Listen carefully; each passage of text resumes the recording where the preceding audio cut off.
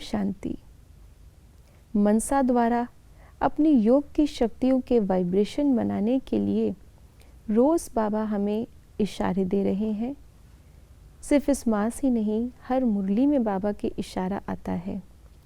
लेकिन योग की ये शक्तियाँ तब फैलेंगी जब हमारा योग निरंतर होगा। और निरंतर चीज़ वही हो सकती है जो सहज हो। जो सहज नहीं है वो निरंतर नहीं हो सकती है। इसलिए मनसा से सहज योगी बनने के लिए आज बाबा हमें युक्तियाँ बता रहे हैं। तो आइए सुनते हैं आज के बाबा के अव्यक्त इशारे। मनसा शक्ति का दर्पण है बोल और कर्म।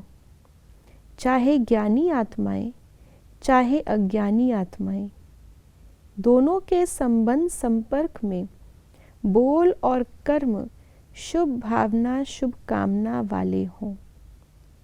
जिसकी मनसा शक्तिशाली व शुभ होगी उसकी वाचा और कर्मणा स्वतः ही शक्तिशाली शुद्ध होगी, शुभ भावना वाली होगी। मनसा शक्तिशाली अर्थात याद की शक्ति श्रेष्ठ होगी, शक्तिशाली होगी, सहज योगी होंगे।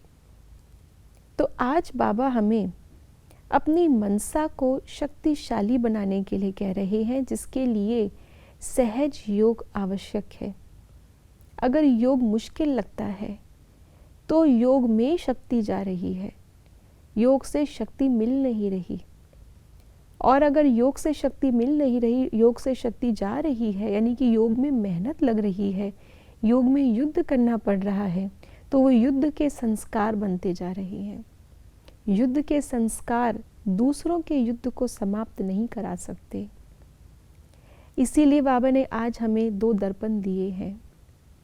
बाबा कहते हैं कि हमारी मनसा कितनी शक्तिशाली है, उसके जो दर्पण हमारे बोल हैं, हमारे संबंध संपर्क में जिनके हम आते हैं उनके साथ हमारे कर्म हैं।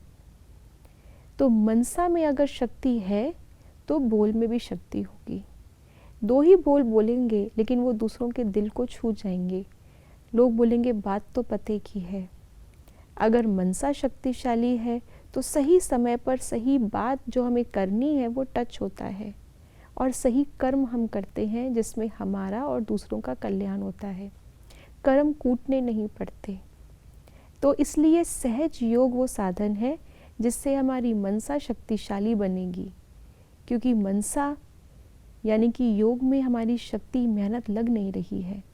तो सहज योग से जितना ज़्यादा हम अपनी मनसा को शक्तिशाली बनाते जाएंगे, उतना ही बोल प्रभावशाली बनेंगे, उतना ही कर्म दूसरों के लिए प्रेरणादायी बनेंगे। चाहे वो हमारा अलौकिक परिवार के प्रति बोल और कर्म हो, चाहे हमारे लौकिक दुनिया के प्रति बोल और कर्म हो। और बोल और कर्म जो होते हैं वही मनुष्य की अंदर की मनोस्थिति का दर्पण भी होते हैं। श्रेष्ठ शक्तियाँ जो हमारी मनसा का हैं वो झलकती हैं। दूसरे व्यक्ति कहते हैं मन तो नहीं पढ़ सकते, लेकिन बोल से समझ में आता है कि व्यक्ति के मन में क्या चल रहा है, कर्म से समझ में आता है। इसलिए अगर हमें अपनी धारणाओं को भी प्रत्यक्ष करना है, उसके लिए भी मनसा शक्ति की ज़रूरत है, जिससे बोल और कर्म में झलकाया जा सकता है और सेवा भी उसी से हो सकती है। ओम शांति।